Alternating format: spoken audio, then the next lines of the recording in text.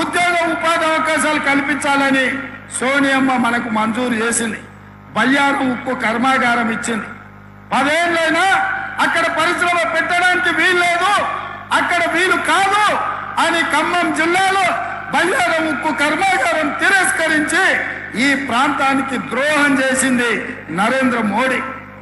అదే విధంగా Warangal Kazipet railway coach factory, Warangal Kazipet junction అంటే దక్షిణాది రాష్ట్రాలను కలిపే జంక్షన్. ఇక్కడ కోచ్ ఫ్యాక్టరీ పెట్టడం ద్వారా దేశానికే పెద్ద పరిశ్రమ తీసుకురావాలని సోనియమ్మ ఆలోచన చేసింది.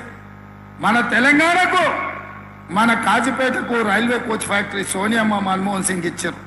నరేంద్ర మోడీ వచ్చి రద్దు చేసి దీన్ని మహారాష్ట్రకు తరలించకపోయిండు. మనకి ఇవ్వాల్సిన రైల్వే కోచ్ ఫ్యాక్టరీ మహారాష్ట్రకు లాతూర్కు తరలించకపోయిండు. నేను అడుగుతున్నా, IIIT కానీ ITIR కారిడార్ కానీ ఈ రోజు మనకి ఇవ్వాల్సింది ఇవ్వలే.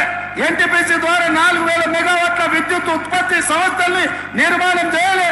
గిరిజన యూనివర్సిటీ కొట్లాడంగా నిన్నగాక మొన్న మంజూరు చేసింది. ఇట్లా చెప్పుకుంటూ పోతే నరేంద్ర మోడీ చేసిన ద్రోహం అంతా ఇంత కాదు.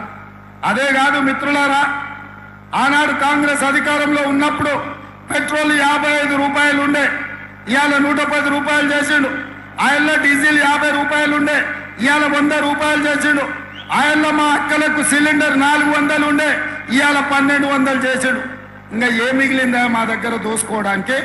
మా చేనేత కార్మికులు కష్టపడి రెక్కలు ముక్కలు చేసుకుంటుంటే ఇవాళ చేనేత పరిశ్రమ మీద GST వేసిండు.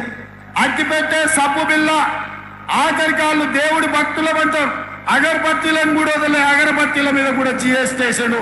ఇంతకంటే దుర్మార్గమైన భక్తుడు ఎవడని ఉంటాడా ఈ దేశంలో అని నేను అడుగుతున్నా. ఇవాళ అన్ని పోయినాయి, చేసింది లేదు, చెప్పుకునేటందుకు లేదు, చెప్తే నమ్మేటోడు లేడు. అందుకే పిచ్చి పట్టుకుంది బీజేపీ వాళ్లకు.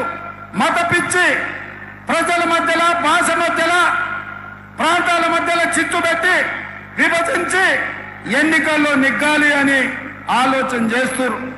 అట్లయినా వాళ్ళకి ఎవరు దొరకలే.